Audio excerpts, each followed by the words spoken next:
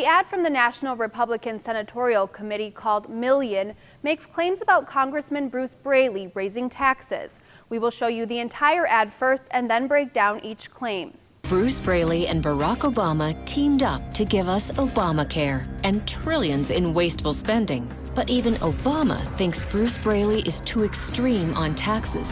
Obama said Braley's tax vote could kill more than 1 million jobs. Braley voted to raise taxes on every single Iowa taxpayer, hitting middle-class families the hardest. Bruce Braley, too extreme for Iowa, and Obama. NRSC is responsible for the content of this advertising. Bruce Braley and Barack Obama teamed up to give us Obamacare. It is true Braley voted to pass the Patient Protection and Affordable Care Act in March 2010. And trillions in wasteful spending. This is referring to the House vote to pass the American Recovery and Reinvestment Act in February 2009. Braley voted for this. The American Recovery and Reinvestment Act, an attempt to jumpstart the economy by creating and saving jobs, was a massive spending and tax cut package. Money went to a number of different areas, including highway projects, economic development assistance programs, energy spending, a tax credit for low and middle income individuals and families. The Congressional Budget Office estimated the act would increase budget deficits by about $830 billion from 2009 to 2019. But even Obama thinks Bruce Braley is too extreme on taxes. Obama said Braley's tax vote could kill more than 1 million jobs.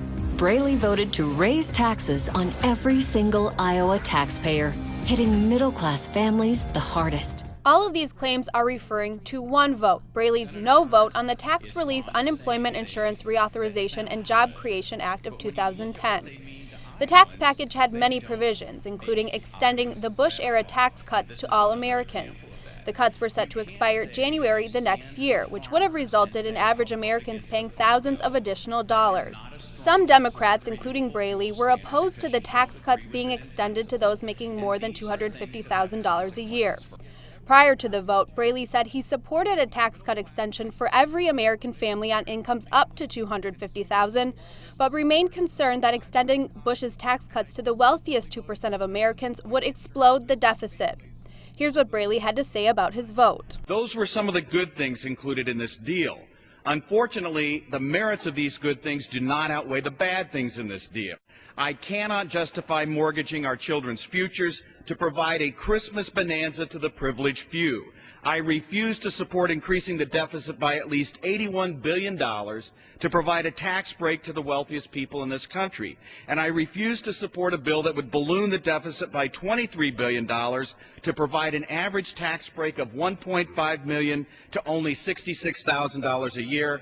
That's why I'm voting no, and I urge you to do. Though there was pushback from some Democrats, the president was in favor of passing the bill because he said while he didn't like extending the tax cuts for the wealthy, he had to find a compromise to make sure middle-class Americans weren't hit with tax hikes in 2011. But even Obama thinks Bruce Braley is too extreme on taxes. A Washington Post article quotes President Obama as saying about all Democrats opposed to the plan, not just Braley.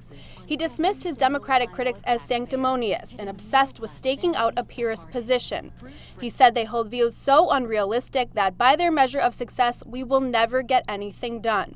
Obama said Braley's tax vote could kill more than 1 million jobs. The ad sources a Bloomberg article for this claim. And it is true, the paper quoted the president as saying that failing to extend the tax cuts could cost the nation well over 1 million jobs. Braley voted to raise taxes on every single Iowa taxpayer. The ad references a Washington Post article for this claim. And it is true, the newspaper quoted President Obama as saying passage of the bill was propelled by the fact tax rates for every American were poised to automatically increase on January 1st. Hitting middle-class families the hardest.